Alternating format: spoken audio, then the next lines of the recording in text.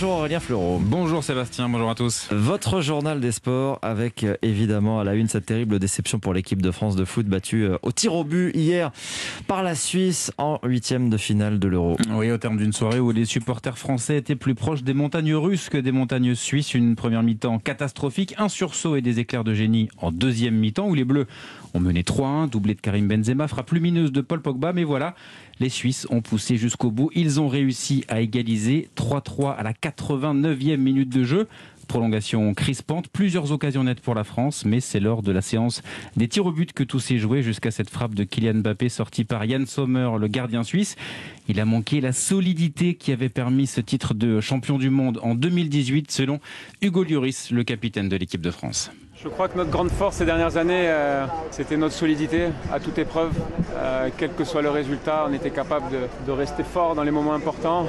Les Suisses ont eu le mérite d'y croire jusqu'au bout. Ce deuxième but relance complètement le match et ce troisième but est très douloureux. Si aujourd'hui on doit avoir des regrets, c'est sur cette gestion du 3-1.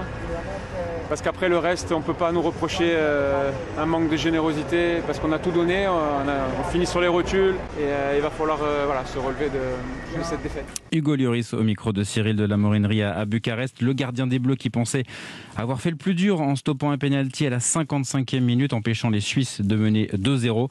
Mais ce départ calamiteux aura plombé l'équipe de France. Alors est-ce que c'est la faute des choix tactiques du sélectionneur Didier Deschamps? Est-ce que cela doit même remettre en cause son poste? Non, a clairement répondu notre consultant Giroud hier soir dans le Europe 1 Football Club. Il faut rester dans notre politique à l'allemande. Ils donnent au moins une chance à tous leurs sélectionneurs et parfois plus avant de changer. Si Didier Deschamps a encore l'agnac et veut encore continuer, il faut qu'il continue. Pas parce qu'on aurait des solutions brillantes ici ou là qu'il faut sauter dessus. Et parmi ces solutions, tout le monde pense bien sûr à Zinedine Zidane qui a quitté le banc du Real Madrid, mais sauf énorme surprise, Didier Deschamps devrait bien rester en poste jusqu'à la prochaine Coupe du Monde en 2022. Oui, parce que ça arrive vite, c'est déjà l'année prochaine la Coupe du Monde. Les Suisses donc qualifiés, c'est eux qui affronteront l'Espagne en quart de finale. Oui, au terme d'un autre match complètement fou contre la Croatie, les Espagnols comme les Français ont été menés 1-0, ont mené 3-1 avant de se faire rejoindre 3-3 sur le fil, sauf qu'en prolongation, ils ont été plus réalistes que les Bleus, score final 5-3. Au programme aujourd'hui, une très belle affiche à Wembley, l'Angleterre reçoit l'Allemagne à 18h, et puis à 21h, la Suède affronte l'Ukraine. Un mot du Tour de France, quand même, encore une journée marquée par les chutes hier. Oui, c'est le Belge Tim Merlier qui a réussi à se faufiler et à s'imposer à Pontivy, mais effectivement, série de chutes, notamment pour deux favoris, Roglic et Thomas. Le Français Julien Alaphilippe a eu la chance d'éviter ces mésaventures, mais clairement, il se passerait bien de ce type d'étape.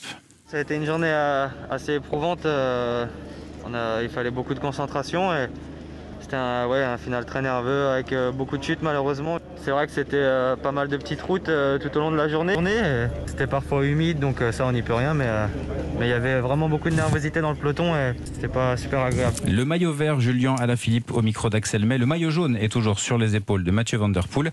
4e étape aujourd'hui entre Redon et Fougères. Merci Aurélien Fleureau, à tout à l'heure. Il nous reste à découvrir le pari gagnant du jour.